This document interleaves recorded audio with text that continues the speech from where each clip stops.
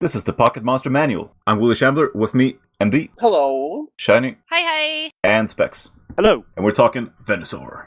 I feel like it was a good move to change Pokemon Green to Pokemon Blue in the West, because Venusaur is not marketable, at least not compared to Blastoise. Well, excuse you, Venusaur is an absolute unit. He is an absolute unit. I love He's like Venusaur. he's like a tank, like a plant tank. I guess so good. I guess Blastoise is kind of like a tank as well. He's even got turrets, but no, I like Venusaur. Yeah, I like Venusaur. Big fan. I like how squashed he is. Yeah. Yeah, he seems to be living a pretty bad life. What do you mean? Getting crushed by his own. He's being flattened out by this huge Rafflesia. Which is apparently sucking his own energy off him, if you're to believe what the Ivysaur Pokedex entries say. So, interestingly enough, this actually reverses. So, Bulbasaur gets his nutrients from the sun. Ivysaur is from the Pokemon. And then this goes back to solar-powered Pokemon again for Venusaur. And unlike the other ones, it's actually consistent. I don't see anything saying it eats children to get its energy or anything. Yeah. It's straight up. It's all sunlight now. Why has it got big teeth then? It doesn't need teeth if it gets all its energy from the sunlight. Well, it doesn't need them anymore, but it did need them in an earlier part of its life. Oh, it needed them as Ivysaur so it could chow down. Oh, you're right. I mean, you don't know that it used them for eating because there's that water deer, a real life thing which has fangs, and they don't eat meat. Well, why did they have those? Because it's I don't know.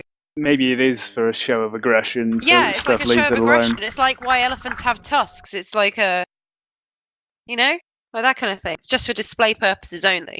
We've got an interesting Pokedex entry from Diamond and Pearl. After a rainy day, the flower on its back smells stronger. The scent attracts other Pokemon. Why would it attract if it doesn't eat them? Maybe just for mating. Chill out. But it doesn't say other Venusaur. It just says other Pokemon. Well, Pokemon can mate with other Pokemon. I know, but maybe every time it comes up, though, it's always same species kind of thing. Maybe I don't know. Maybe they're just like a capybara and they're just chilling with other animals. I was thinking that because they have that kind of energy about them. I think. Is Venusaur not sort of big enough that small Pokemon will live in its leaves as well? So maybe that's it. It creates a symbiotic relationship with smaller Pokemon. Because a lot of Pokemon are much smaller than you'd think they would be if you look at how big they actually are. So Venusaur is 6 foot end to end. So that's not massive. But if you compare it with the size of smaller Pokemon, 6 foot tall counting the flower. So yeah, that's pretty. He is an absolute unit. Oh, I thought it was 6 foot long. 6 foot tall, yeah, that makes him very long. He's a long boy. I feel like we're really dating this podcast by referring to people as an absolute unit. That meme's not going to be around in a few years. It's timeless. This is early 2018. You can carbon date us based on our memes. So, should we talk a little bit about Mega? Yeah, I'll just get it out of the way now. I hate Mega Evolutions. I think they're a bad idea, but I think they're silly. Yeah, but that's all That's all the giving out I'm gonna do. So let's just. I feel like they could have been good, but they did the whole trying to kind of erase that within the next generation because it was supposed to be you can do your Mega Evolution because you've got a great relationship with your Pokemon, and then the next generation was literally oh, these Pokemon can Mega Evolve, except it's very taxing on them and all this kind of horrible shit because they were oh, we don't want to do this anymore, but it's too late because we put it in the game. It was just poorly executed, I think. Yeah, you've also got that problem where only some Pokemon can Mega Evolve, and it's going to sort of, I guess, from a balance point of view, it's going to sway balance in the games towards those Pokemon. And a lot of times, it's not even worth it anyway. Venusaur did benefit the most, actually. He actually became usable. Also, I like the little flower hat he has now. I think it's pretty cute. Yeah, it's cute. I like that. What type does he get when he Mega Evolves? He just stays the same, but he gets thick. Fat. He gets thick. With 2 C's. With 2 C's. Yeah, he gets thick fat, which is hilarious because it just negates 2 weaknesses. Is that? Oh my god! Oh, the thing is thick fat like one of the abilities? Yeah, it's an ability. Yes, I thought you just meant he got thick. I mean, he does get thick fat. So, what does thick fat do then? It negates his ice and fire weakness, basically. So Oh wow, that's really good. Yeah, Yeah, that's the that's thing actually is that like a lot of the megas were good ideas as far as like fighting goes, but man, they look like poopy, like straight up dog doo-doo. Actually, I kind of like this design. What I think when I see him, obviously it doesn't represent what happens in the game, but this is like an elder Venusaur. So like most Venusaurs die before the flower can get this huge, but there are some that just manage to stay alive so long that their flowers become unmanageably big. Yeah, I see that. This I is like what that. happens when it's a wild Venusaur. Ones in captivity don't get to this point usually.